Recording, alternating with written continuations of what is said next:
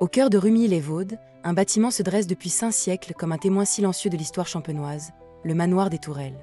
Ses 4 tours d'angle, massives et percées de canonnières, rappellent qu'ici se trouvait autrefois une maison forte médiévale, chargée de protéger une terre disputée entre le roi de France et l'abbaye de Molesme. Au début du XVIe siècle, cette vieille demeure est en ruine. C'est alors qu'un homme, Pierre Pion, riche boucher troyen devenu seigneur engagiste, décide de la reconstruire entièrement. Entre 1523 et 1532, il fait surgir un manoir mêlant les derniers accents du gothique et les premières audaces de la Renaissance. La façade sud s'orne d'une galerie de bois portée par des colonnes torsadées, dont les chapiteaux sculptés portent encore les armoiries de Pion.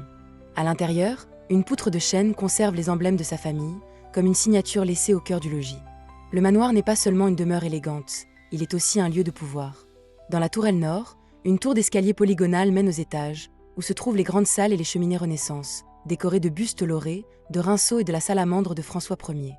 Après la mort de Pierre Pion, en 1539, le domaine passe aux abbés de Molesme, qui embellissent encore les cheminées et la chapelle logée dans la tourelle nord-est.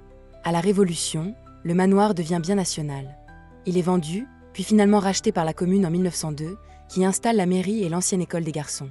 Un an plus tard, en 1903, l'édifice est classé monument historique, reconnaissant la valeur exceptionnelle de ce manoir rural, l'un des mieux conservés de Champagne.